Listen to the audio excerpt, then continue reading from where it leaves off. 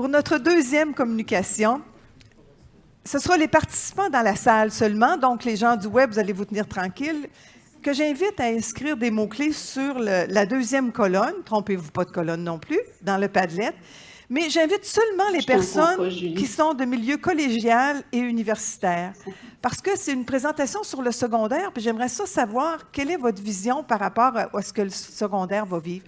Puis vous allez voir, ça va être comme ça tout au long du colloque, où ce sera différents intervenants qui auront à entrer des mots dans le Padlet.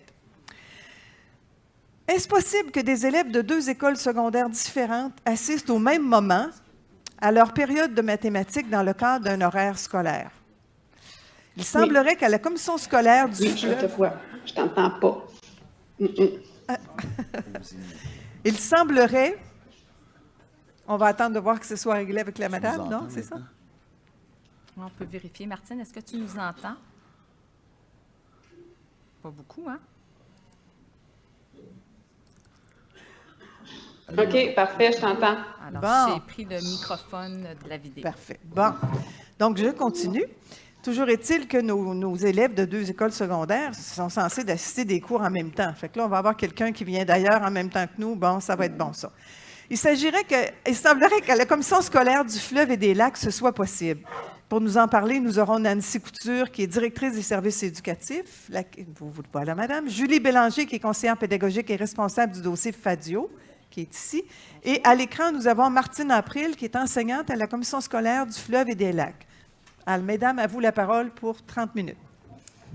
Alors, c'est sûr qu'on va réduire un petit peu l'image de Martine parce qu'on a une présentation qui devrait être à quelque part.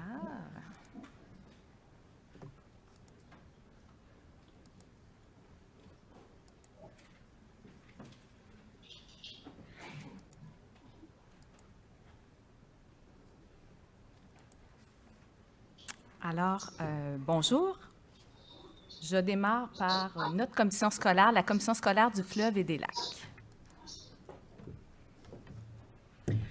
Donc, bonjour tout le monde. Juste pour vous dire que la commission scolaire du fleuve et des lacs, c'est une petite commission scolaire de 3 500 élèves au secteur jeune environ, qui comporte 34 écoles primaires et 6 écoles secondaires. Nous avons 5 écoles secondaires qui offrent de la première à 5e secondaire avec une clientèle variant de 80 élèves à 380 élèves par école.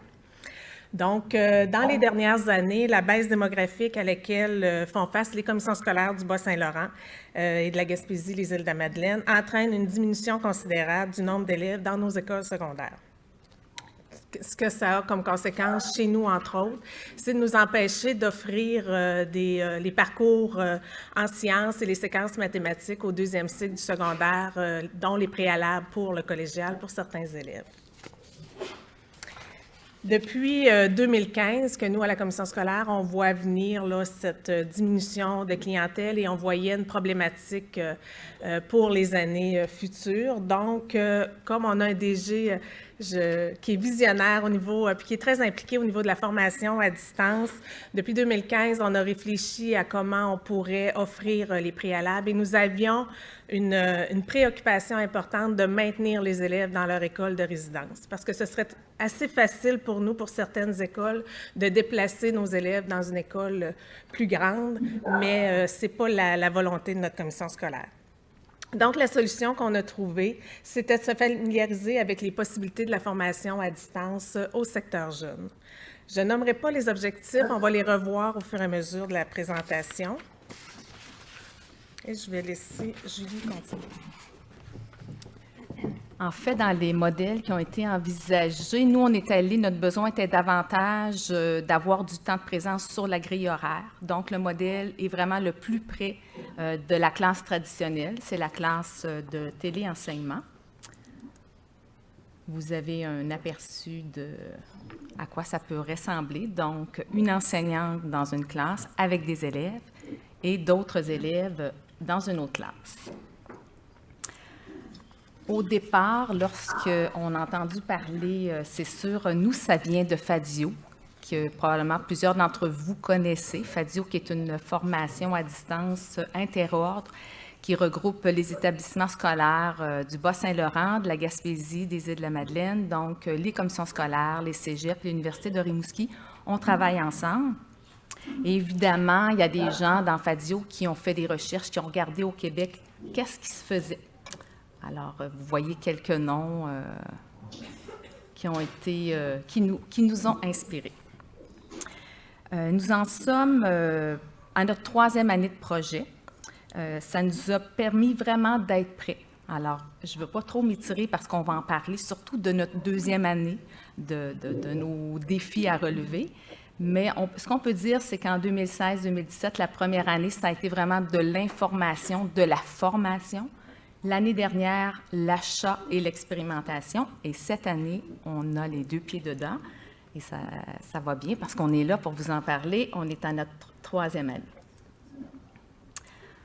Alors, comme une image vaut 1000 mots, je vais laisser Nancy le décrire et je vais démarrer la vidéo. Peut-être juste pour vous mettre en contexte, on parle ici, vous allez voir, il y a eu un reportage à Radio-Canada sur notre expérimentation. C'est ce qu'on va vous présenter. À l'école secondaire de Squatec, cette année, on avait seulement 12 élèves en 5e secondaire, dont 2 élèves qui voulaient la séquence mathématiques, sciences naturelles. L'autre école où l'enseignante Martine, qui va vous parler plus tard, est à l'école secondaire de Cabano. Elle a 15 élèves dans sa classe et c'est elle qui assure la formation à distance avec les 2 élèves de Squatec. Donc, c'est 10. Donc, si on voit log somme... Sarah et Camille suivent le cours de mathématiques avancées de 5e secondaire. Mais ce n'est pas un cours ordinaire, contrairement aux autres élèves. Elles ne sont pas assises en classe, mais dans une salle de conférence munie d'un système de vidéoconférence. Pour la multiplier par 0.3. Leur enseignante se trouve à 35 km d'elle, dans une classe de la polyvalente de Cabano. En plus de la dizaine d'élèves qui sont physiquement devant elle, Martine April peut interagir en tout temps avec ses 2 étudiantes de Squatec. Je les vois comme s'ils étaient assis pareil comme un de mes élèves dans la classe, c'est juste qu'ils sont sur écran géant en arrière. S'ils veulent répondre ou participer au questionnement en classe, ils peuvent lever la main comme n'importe quel autre élève. Tous les manuels de cours et les exercices pour les devoirs se retrouvent sur une tablette.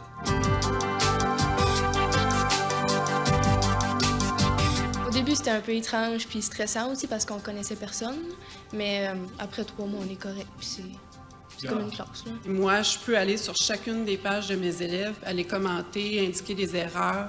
Donc, des fois, je prends toute ma liste d'élèves, je les regarde un par un, puis je donne un commentaire. Offrir ce cours à distance est le fruit de 3 ans de travail pour la commission scolaire, qui raconte qu'il s'agit d'un cours unique en son genre dans l'ensemble des écoles secondaires de la province.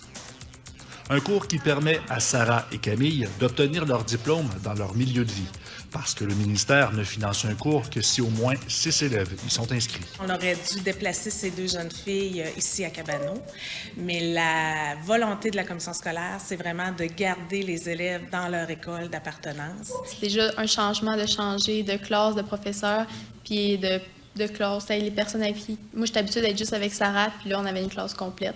C'est sûr, ça fait du changement, mais j'aime beaucoup mieux ça que de devoir aller à Cabano. Cette nouvelle façon de faire est d'autant plus simple que les 2 étudiantes sont d'abord et avant tout des amies. On a beaucoup de cours à 2, puis l'année passée, nos maths, on les faisait juste à 2 aussi, fait qu'on est habitués de travailler ensemble. On sait comment travailler une avec l'autre, ça va super bien. À peine lancé, le projet pilote suscite de l'intérêt. Des bilans sont envoyés au ministère de l'Éducation et d'autres commissions scolaires suivent de près l'évolution du dossier. C'est le cas notamment d'une commission scolaire en Gaspésie. On est en collaboration aussi avec la commission scolaire René Lévesque. Il y a des enseignants qui font aussi des expérimentations, qui travaillent avec Martine, qui se partagent l'info. Eux autres font un peu ce qu'on a fait là, les dernières années au niveau de la technique, expérimentent du matériel. Ils n'ont pas encore d'élèves à distance. Les dirigeants de la commission scolaire du Fleuve et des Lacs évaluent la possibilité d'élargir l'offre de cours offerts à distance pour leurs élèves. Au cours des prochaines années, l'ensemble du cursus en mathématiques pourrait y être donné si le besoin s'en faisait sentir. Mais pour le moment, la formation à distance ne devrait pas être nécessaire l'an prochain. Le nombre d'élèves dans les classes du secondaire sera suffisant pour offrir des cours dans toutes les écoles. De leur côté, Camille et Sarah se déplaceront à quelques reprises d'ici la fin de l'année à Cabano pour assister à leurs cours, histoire de maintenir un contact en personne avec les autres élèves et l'enseignante. Ici Patrick Bergeron, Radio-Canada, à Squatec.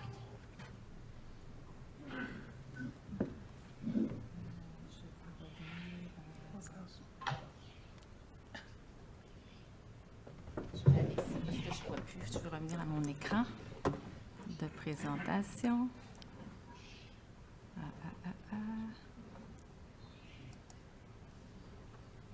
Il est ici. Voilà.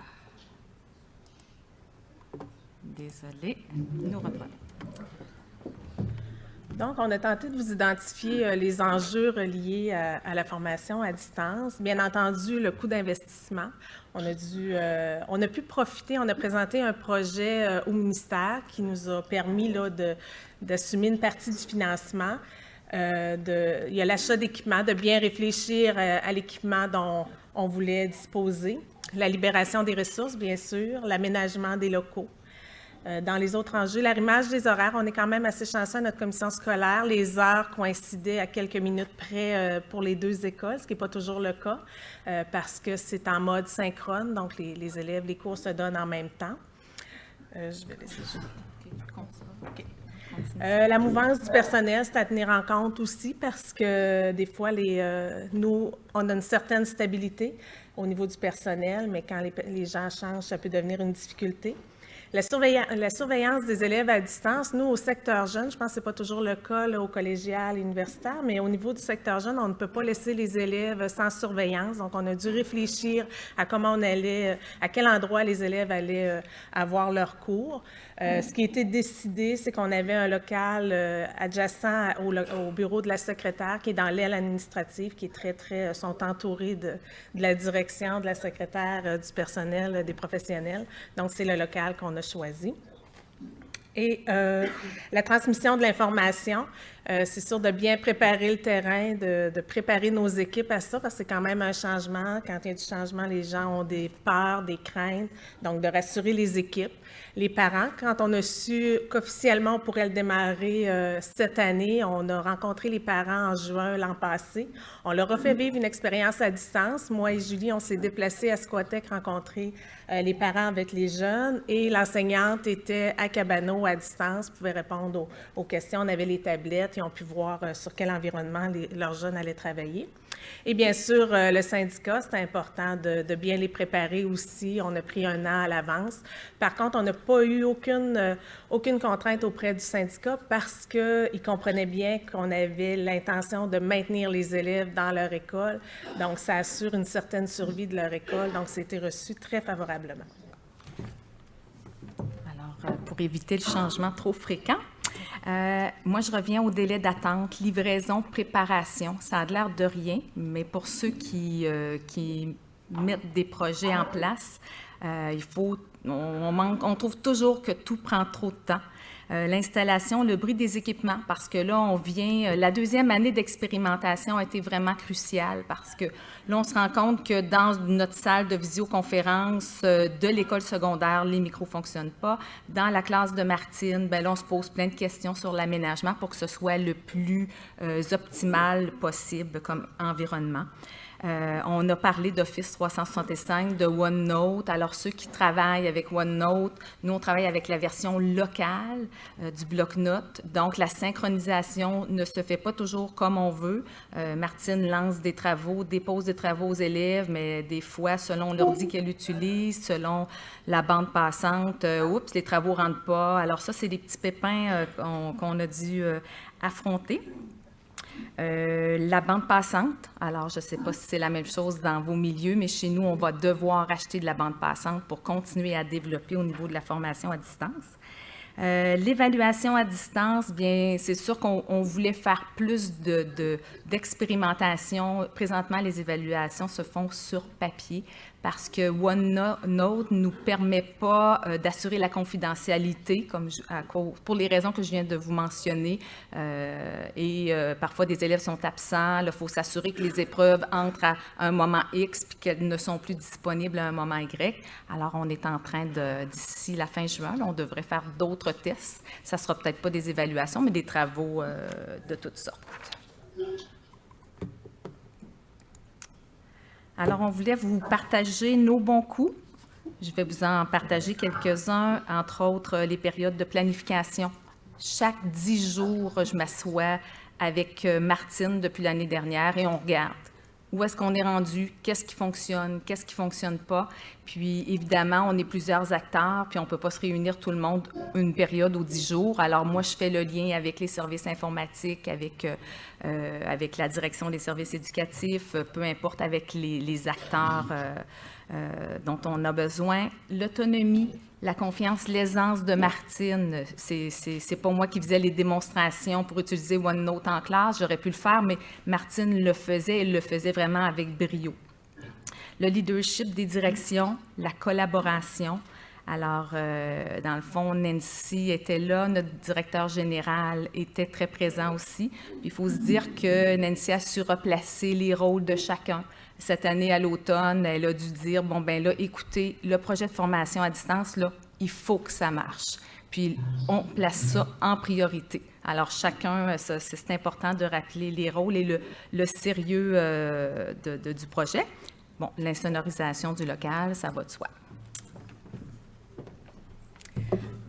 Dans les autres bons coups, bien entendu, la présence d'un porteur de projet. Chez nous, c'est vraiment Julie qui a assuré la coordination de tout le monde, a prévu juste de gérer l'agenda pour que tout le monde s'assoie ensemble avec les rencontres d'équipe. On avait des rencontres d'équipe quelques fois dans l'année avec les services informatiques, les services éducatifs, enseignants, que tout le monde, on se dise la même chose, puis qu'on s'assure du suivi. Je pense que l'expérimentation de l'an passé, quand on parle d'expérimentation, Martine n'avait pas d'élèves à distance. Par contre, elle s'est approprié le matériel avec les élèves qu'elle avait l'an passé. Donc, de prendre le temps de bien expérimenter, c'était un de nos bons coups. La présentation aux parents, et j'ai assuré un suivi aussi personnellement cette année avec les parents. J'ai communiqué avec les parents à quelques reprises pour m'assurer que tout allait bien, pour pas avoir de dérapes en cours de projet. Le profil des élèves à distance, c'est sûr que cette année, on avait le profil parfait, 2 élèves qui s'adonnent bien ensemble, qui travaillent bien ensemble, qui étaient motivés. Et elles ont même vu ça, quand on avait fait la rencontre de parents, elles ont vu ça comme un privilège à la commission scolaire de pouvoir faire partie de ce projet-là. Donc, on avait un profil là, idéal de jeunes. J'aurais dû partir avec la souris. Il faut que la souris me suive. Dans les recommandations, on ne vous parlera pas de toutes les recommandations parce qu'on veut vraiment garder du temps pour que vous puissiez parler et poser vos questions à Martine. En tout cas, celle dont on veut vraiment vous parler, c'est l'accompagnement complet le premier mois. Durant le premier mois, moi, il y a 6 périodes sur 10 jours à l'horaire de mathématiques. Moi, j'étais présente dans une classe ces 6 périodes-là et notre animatrice du récit local, qui est au secteur des jeunes, qui est conseillère pédagogique, était dans l'autre école auprès des 2 élèves. Et on s'assurait que tout fonctionne. On avait des techniciens aussi qui étaient toujours disponibles. Alors ça, on le referait de la même façon. C'est vraiment sécurisant pour tout le monde. Puis tranquillement, à l'automne, on a commencé à estomper nos rencontres. Puis là, je pourrais vous dire que je n'y vais plus en classe.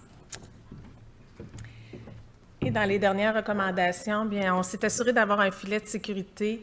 Vous comprendrez que c'était des élèves avec la séquence SN qui visaient le collégial dans des programmes contingentés. Donc, quand Julie disait tantôt, quand j'ai assis mon membre, j'ai dit qu'il faut que ça fonctionne. On ne pouvait pas se permettre qu'au mois de décembre, ces élèves-là ne suivaient plus la matière. On avait mis là, un niveau élevé. Donc, on s'est assuré d'avoir un filet de sécurité, dont, entre autres, un enseignant de mathématiques à Squatec qui avait 2 périodes par cycle pour assurer un certain suivi. N'était pas leur enseignant, c'est vraiment Martine, leur enseignante, mais d'assurer un certain suivi de la récupération ou voir si tout allait bien. Donc ça, c'était très important. Et les présences réelles aussi. La recherche nous dit, quand on voyait dans le reportage, que les élèves, oui, sont allés rencontrer leur groupe classe à Cabano, mais l'enseignante, Martine, est allée aussi à quelques occasions les rencontrer à Squatec. Donc, je pense que c'est des recommandations là, importantes. On serait rendu à la période de questions. Alors, moi, ce que je vais faire, c'est que je vais simplement ramener notre belle Martine à l'écran. Je ne sais pas si tu vas bien comprendre toutes les questions, mais en tout cas, on vous laisse s'il y a des questions. Oui, on peut commencer par le web, si vous voulez bien. Oui. Est-ce que mouvance signifie roulement? Pardon? Est-ce que mouvance signifie roulement? Oui, le roulement du personnel. Parlez au micro, s'il vous plaît. Oui, c'est vrai. Hein? Oui, effectivement. Effectivement, le roulement du personnel dans les écoles. OK. Une deuxième question. OneNote pour évaluer. Avez-vous songé à une plateforme comme Moodle? Oui, en fait, on a pensé à Moodle. C'est quand même un espace où on peut dire qu'on dépose un document à une heure X, on enlève l'accès à une heure Y. Mais ce qui fait qu'on n'est pas allé encore vers là, c'est que on doit demander ou se réapproprier avec les élèves un autre environnement, puis on voulait éviter ça pour l'instant. Mais dans le fond, ce qui nous reste à voir, c'est dans le OneDrive. C'est notre prochaine expérimentation et si ça ne fonctionne pas, ça sera possiblement le Moodle. Encore une autre question. Est-ce qu'il y a eu un projet d'inverser les choses quelquefois, à savoir Martine avec les 2 élèves et les autres à distance? Oui, ça aurait pu être possible. On y avait pensé. Là, c'est plus au niveau de la technique. Je pense que nos installations n'ont pas permis de faire l'inverse, mais oui, c'était dans nos intentions, mais ça n'a pas été expérimenté cette année. Martine, si jamais tu veux ajouter des éléments, là, tu nous fais un petit bye-bye puis dire oui. Est-ce qu'il y a des questions dans la salle? Oui, ici. Oui, OK, c'est bon. En fait, je serais curieuse d'entendre Mme April pour voir comment elle a vécu l'expérience au cours de la dernière année. Oui, c'est ça. Bon, j'ai compris comment j'avais vécu vécu l'expérience. Oui, bien, c'est ça. Moi, au début, on m'avait approché, puis je savais pas trop dans quoi je m'embarquais. On m'avait dit... Toi, Martine, est-ce que ça t'intéresserait la formation à distance? Parce que ça se pourrait que ce soit quelque chose qui va se développer dans le futur. Puis on m'avait parlé de ça il y a 3 ans, puis j'ai dit pourquoi pas? Fait que je suis embarquée dans le projet, dans le processus, mais à ce moment-là, il y avait comme rien de fixe ou c'était juste on expérimentait un peu ça au cas où il y aurait un besoin. Et finalement, 3 ans plus tard, bien, il est apparu effectivement le besoin en question. Et puis, bien, moi, la façon que j'ai vu ça, bien, c'était vraiment pour moi un défi, quelque chose de nouveau. On a toujours besoin de se renouveler. Puis, en plus, ça m'a permis de développer mes compétences au niveau aussi technologique. Puis, je vais aussi l'intégrer même avec mes élèves qui sont dans d'autres groupes qui ne sont pas en formation à distance. Ça m'a permis de m'avancer aussi au point de vue de ma matière, de mathématiques. Puis, oui, ça, en tout cas, jusqu'à date, c'est quelque chose qui m'a motivée, oui, à poursuivre. C'est des projets qui sont vraiment, c'est ça, intéressants, puis ça nous garde là, dans un bon point, en tout cas, dans le positif de l'enseignement. Alors, une autre question de la salle, puis après, nous avons quelqu'un sur le web aussi qui a des questions. Avant, Mme Lalancette. Premièrement, je voulais vous féliciter. Je pense que l'utilisation de la vidéoconférence dans ce cas-ci a été très bien fait. Quelques questions. J'aimerais savoir si, dans vos démarches, est-ce que vous avez visité des endroits qui font de la vidéoconférence? Vous avez parti de J'en ai aucune idée. Mylène, est-ce qu'on a visité? Sûrement, Fadio a dû visiter. Oui. Mylène, est-ce que vous pourriez vous avancer au micro aussi pour que les gens vous entendent? On va faire parler notre spécialiste. Oui, en fait, tout à l'heure, on parlait du regroupement FADIO. Donc, c'est vraiment l'ensemble des établissements au Bas-Saint-Laurent et de la Gaspésie. Et tout le monde fait déjà de la vidéoconférence. Donc, on a déjà une communauté de pratique qui expérimente différents outils de vidéoconférence. Et on a choisi, justement, ceux qui étaient les mieux adaptés pour la situation. Et donc, le modèle était déjà en place pour oui, mais c'est sûr et certain qu'il y a certains choix que c'est la commission scolaire qui ont fait aussi, là, selon l'équipe technique. Et, on laisse beaucoup, c'est pas le regroupement qui a fait. Oui, on peut faire des recommandations, mais dans le fond, la décision vient à la commission scolaire. Puis ça laisse toujours place à amélioration aussi. Merci. Ma question pour la madame. Souvent, le succès dans ces choses-là sont dans les détails. J'ai remarqué à l'arrière, à l'arrière de ta salle de classe, c'est sur un écran géant et on voit les étudiants en gros plan. Est-ce que tu penses que ça ferait une différence si tu les voyais en tout petit? Est-ce que tu as bien compris, Martine? Non, j'ai rien. Non, c'est ça. En fait, la personne demandait, parce que toi, tu vois quand même les élèves en gros plan. Et ils sont comme intégrés à ta classe. Est-ce que ça serait le même effet s'ils étaient vraiment plus petits? Plus petits, c'est comme sur un portable, par exemple?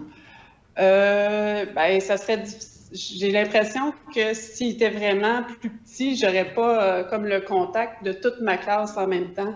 Ce que j'aime de l'écran en arrière, c'est que j'ai vraiment l'impression qu'ils sont assis vraiment avec tout mon groupe. Alors que si j'avais juste un petit écran, il faudrait toujours que je décroche mon regard pour aller voir mes élèves. Là, ça ferait comme deux groupes séparés. J'aurais plus l'impression. Merci. Parce que les élèves à l'écran lèvent la main, mais Martine les voit même plus rapidement que ses propres élèves dans la classe. On va passer à une question du web, puis après ça, on reviendra à la salle. Oui, Denis? Oui, comment l'enseignante peut-elle voir les opérations effectuées par les élèves physiquement sur la calculatrice? Comment est-ce que tu peux voir les opérations sur la calculatrice effectuées par tes élèves? Sur la calculatrice, en fait, je ne vois pas les opérations vraiment sur la calculatrice, mais je vois tous les détails de leur démarche. Mais je ne vois pas plus les opérations sur la calculatrice que les élèves font, même de ceux qui sont en présence, là, à moins qu'il y ait vraiment un problème où là, ils pitonnent puis ils font des erreurs. Mais depuis le temps que j'enseigne, je sais quel type d'erreur ils font. Fait que s'ils me donnent « Ah, moi, ça m'a donné telle réponse », je vais dire « Je pense que tu as oublié une parenthèse à quelque part ». Mais ça n'a jamais créé de problème. Alors, une question ici dans la salle. Pour vous? Oui, félicitations, c'est tellement inspirant ce projet parce qu'il y a des conseils scolaires en Colombie-Britannique qui ont sauté sur l'idée de cours en ligne avant de réfléchir à webconférence. Et si je vous demandais la somme de travail que ce serait de construire des contenus pour un cours de maths de secondaire 5 en ligne versus l'investissement dans la technologie, j'ai l'impression que c'est comme si la webconférence était tombée en désuétude et que le cours en ligne avait pris le dessus et que là, c'est comme un retour au futur de quelque chose qui était peut-être difficile technologiquement à une certaine époque, qu'on a abandonné, on s'est dit on va faire des cours en ligne, mais là j'ai l'impression que dans beaucoup de situations, la techno nous permettrait de revenir à un synchrone en présentiel comme ça, là. Oui, la dame, dans le fond, rappelle qu'il y a eu beaucoup de cours de montée comme en asynchrone, en différé, et que maintenant, probablement avec la bande passante, avec les outils qui nous sont offerts, c'est plus facile de faire du direct et que peut-être c'est vers là qu'on tendra davantage. Oui.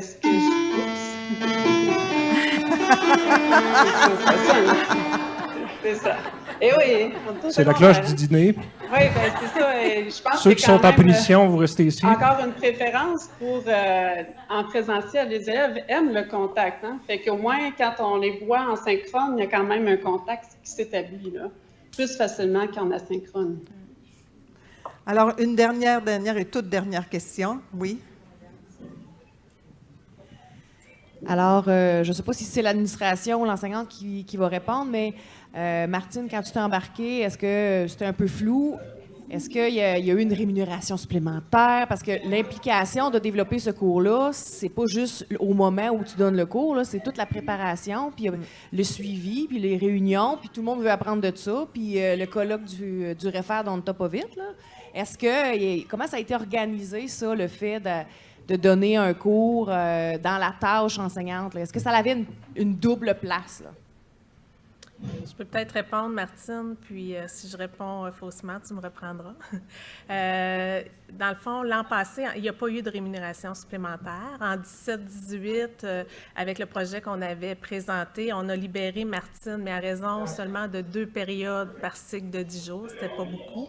On a pu accentuer au printemps 2018. Je pense qu'on a ajouté 2 autres périodes, donc 4 périodes, parce que là, on voyait qu'on allait démarrer le projet. Et cette année, Martine, elle a 4 périodes à son horaire pour la formation à distance. Excellent. Merci. Alors, moi, je note que... Ça, c'est les annonces de l'école. OK. Alors, ceux qui ont inscrit des choses dans le Padlet, vous êtes en mesure de le voir autant que moi, mais il y a une chose qui m'a frappée, c'est l'autonomie qui prépare les élèves au poste secondaire. Est-ce que ça vous dit quelque chose, mesdames? Votre projet, ce serait comme une autonomie qui prépare les élèves au poste secondaire? Pas nécessairement. Non? Pas, je veux dire, parce que c'est un cours qu'on donne, parce que ça prend des prérequis pour aller au cégep, entre autres. Et c'est pour ça qu'on offre ce cours-là, mais ce n'est pas nécessairement un cours d'appoint ou de plus à faire, là, si c'est le sens de votre question. C'est ce qu'on avait mis dans le Padlet, l'autonomie pour enlever, mais un autre commentaire, c'est que très touché par le souci de laisser les élèves dans leur milieu de vie. Ça touche vraiment. Alors, je vous remercie, mesdames. Une bonne main d'applaudissements. Merci, Martine.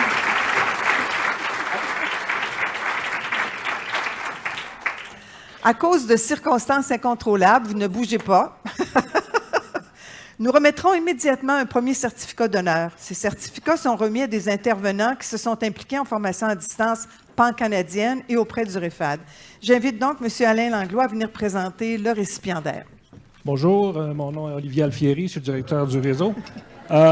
Aujourd'hui, on remet un certificat d'honneur à une légende au niveau de la formation à distance. Si vous avez, comme moi, débuté en formation à distance en 1922, vous connaissiez déjà M. Tony Bates. C'est une légende. Et on va inviter 2 personnes à venir présenter le tout. M. Jean Waters, qui a été recteur d'à peu près tout ce qui se fait en établissement francophone hors Québec, et M. Denis Benoît, le président du réseau, qui vont remettre le certificat d'honneur à M. Bates. Et on invite M. Waters à faire la lecture de la bio de M. Bates. Oui, vous prenez cet endroit-là.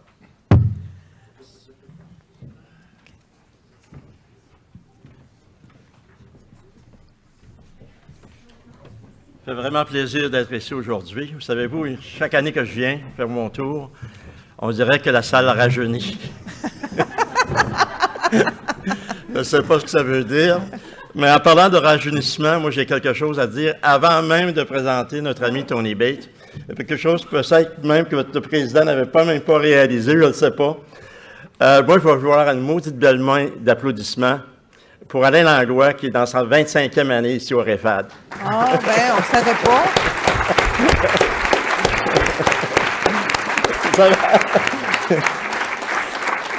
Danny a dit qu'il le savait. Je n'étais pas supposé rien dire. Je m'excuse, mon Danny. Mes chers amis. J'aurais pas mon cadeau, là. Hein?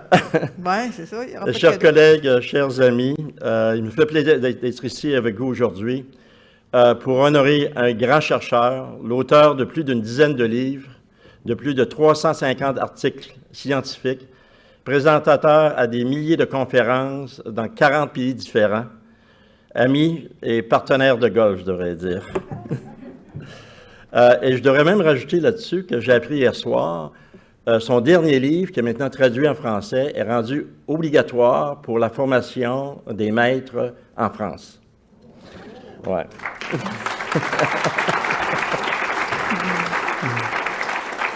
Le nom du docteur Tony Bates est synonyme de chercheur par excellence. Grand gourou de la formation à distance et de l'innovation, il me dit souvent « Jean, je n'invente rien. je me contente de rechercher et de présenter les meilleures pratiques dans notre domaine. Ce qui ne l'empêche pas d'être l'auteur le plus cité au monde en formation en ligne et en technologie d'apprentissage. Et c'est un homme d'une humilité incroyable. Chaque fois que je lui dis ça, il dit « J'en dis pas ça, j'en dis pas ça. » J'ai eu le privilège de lui présenter son premier doctorat honorifique d'Université canadienne, la Laurentienne, en 2001. Son blog, site web Online Learning and Distance Education Resources, compte plus de 2500 entrées. Il est suivi par 3000 abonnés et reçoit 30 000 visites par mois. C'est un moment très spécial aujourd'hui, car c'est la première fois dans ces 31 ans, une année d'histoire, que le REFAD remet cet honneur à un anglophone, reconnaissant ici, britannique par surcroît, reconnaissant ici la contribution d'un grand homme universel, peu importe sa langue, peu importe sa culture.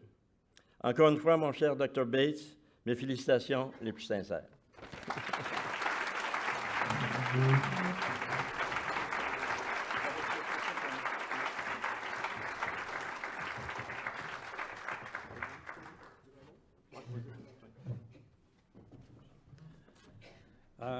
Bonjour tout le monde.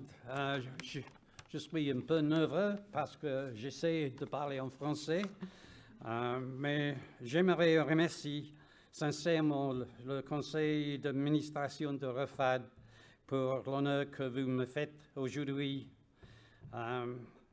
Merci aussi à mon très cher ami Jean Waters pour ses bons mots à mon égard.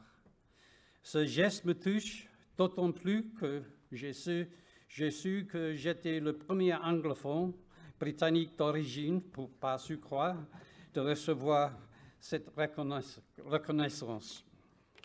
À l'aurore de mes 80 ans, j'ai encore, malgré le plus d'un semi-siècle de carrière derrière moi, l'enthousiasme et l'amour pour tout ce qui touche l'éducation et l'innovation, et surtout la formation à distance. Je suis vraiment un être privilégié et je vous en souhaite toutes les tous autant.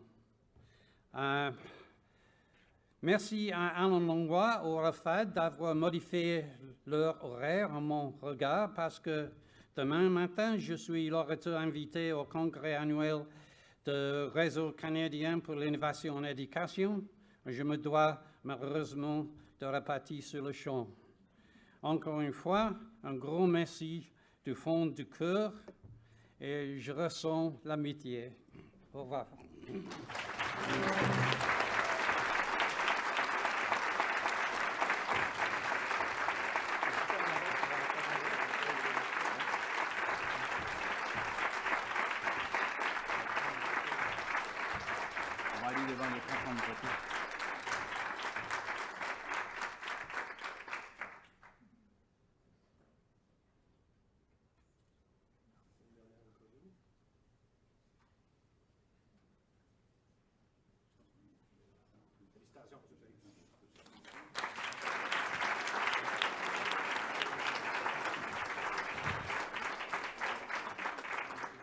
Alors, bravo. I would like to be in good shape like you at 80 years old.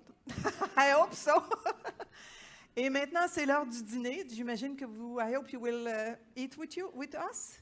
Oh, good, good, good. Ça fait que vous pourrez partager avec M. Bates. Le dîner, c'est une gracieuseté de la formation à distance de la Faculté de l'éducation permanente de l'Université de Montréal. On les remercie et nous vous souhaitons un bon appétit. Le dîner dans la salle Ville-Marie où vous avez été pour la pause. Donc, vous êtes de retour ici pour 13h30. J'irai vous chercher. Vous pouvez laisser vos choses ici. Merci beaucoup et bon appétit tout le monde.